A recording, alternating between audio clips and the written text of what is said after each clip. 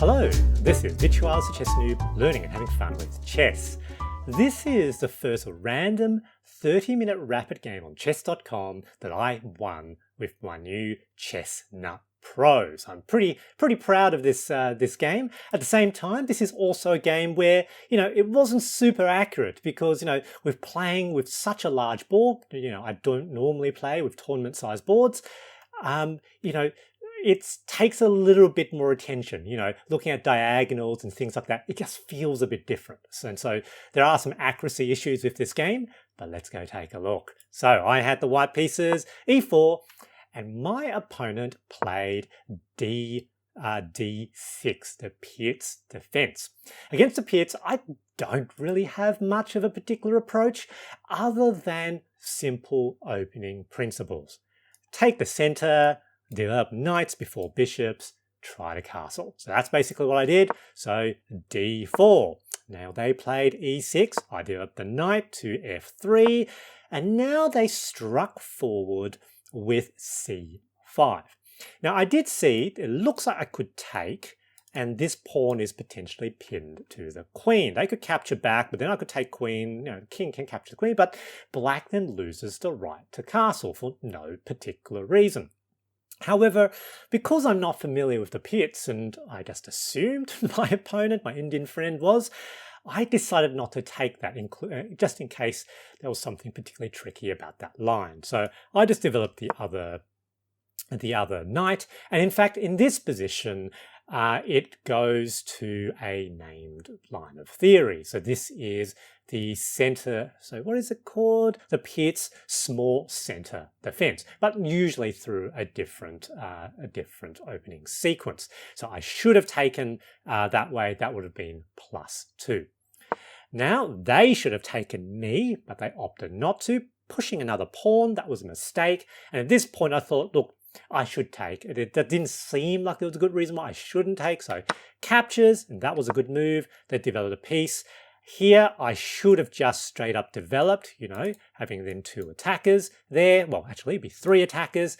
However, I decided to just cash in. I thought, look, I'm up a little bit of material. Captures, they capture back, and that was a mistake. And that was partly a mistake because I just helped them develop. However, here, push the pawn, captures, and if they capture back, this is what I saw. This is what I saw from before. Taking the queen, takes, they lose the right to castle. And I thought that even though we're equal in material, surely I should have an advantage with black losing the right to castle.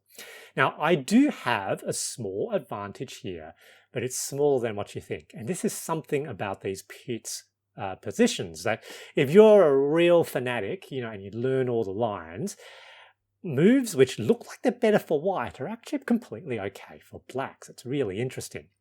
Here I play f4, trying to get them to move the bishop again. I move the knight. Interesting. They moving with them moving the king out of the way. Not too sure of the logic there, though that is potentially all right. Push the bishop yet again. And this was apparently a mistake, and goes to show just the complexity of this position. So here, black is ahead, minus 0.4. Why? It's not entirely clear. They developed their knight, and I thought, let's trade. I thought this was still better for me. I now castle long. They bring the bishop out, and here they've got this really strong potential tactic. So I now make a mistake by moving that bishop, losing control of that defense. Now they decide to develop their rook first. I move my bishop to the wrong place, and now bishop c6, basically pinning that pawn to my rook. I've got nothing that can defend that pawn because the dual bishops, the bishop pair, very strong. I decide to give up on that pawn and move my rook to the center. So they take. I knew here they were probably ahead. I thought, look, let's simplify things. Let's get rid of that bishop pair. I thought that would possibly be better for me, for them not to have the bishop.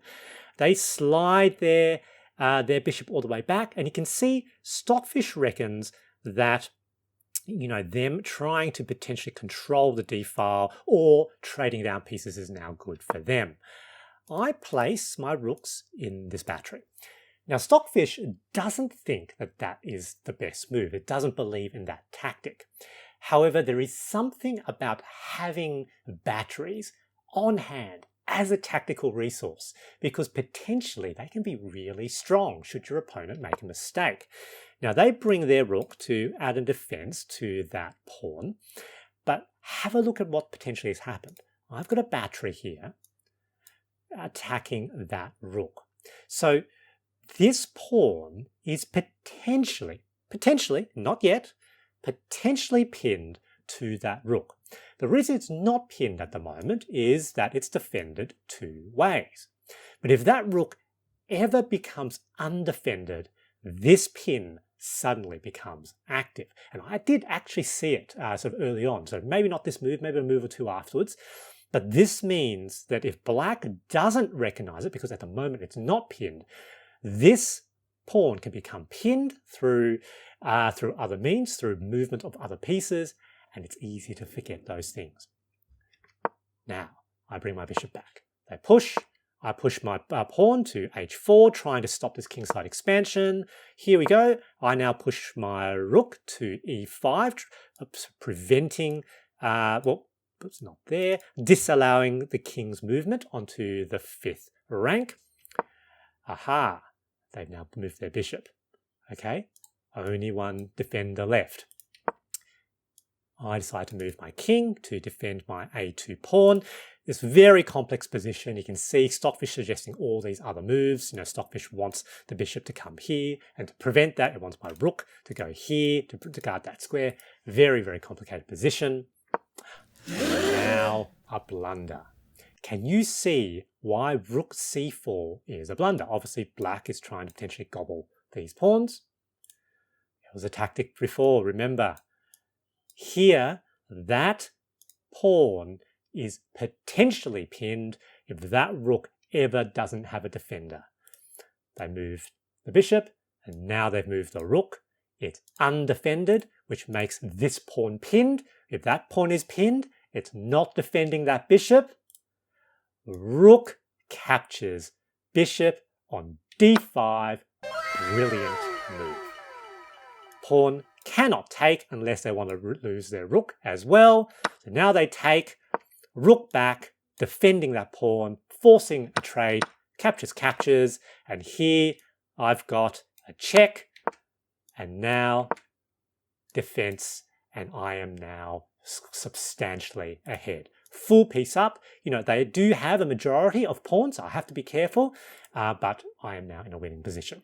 Still a very complicated position with sort of the pawns and the rooks. It's really easy to head towards a draw unexpectedly, and we actually do that. This actually brings it back to a draw, not too obvious why. Here, I'm winning again. Here, we're back to a draw, and here, I'm getting a little bit safer. Push, I can whack these pawns now. There we go, captures. That's now locked. I thought that was fine, but Stockfish didn't like it. Stockfish thought that was better. King now moves that to that square. That's not the correct move. I now bring this rook back. I need to get behind, I think, one of these two pieces. They now move to the wrong place. Push, and this is now a terminal blunder.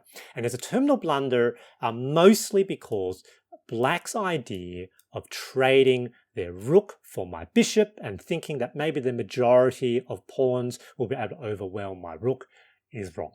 So here I take, the best move for black is actually to retreat their rook, but they takes, and now forward I can take.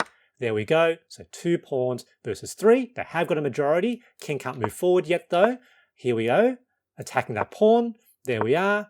And now I've got enough time with my king to block the f pawn advance. There we are. Takes. And now they've got 2 pawns. King here. There's nothing they can do. King trying to do opposition. Rook to f6. And the game is over. Black opted to resign because after king moves out of the way, I capture that pawn. And with that, this king can move towards the h1 square. That permanently blocks any possibility of promotion. And this pawn with this rook will definitely be able to promote to Queen. So this is now an easy victory. Good game. GG. My big takeaway from this game is to make use of tactics like batteries and pins. At the beginner intermediate level, they can be very tricky for your opponent to navigate correctly. I hope you enjoyed this video, and thanks for watching.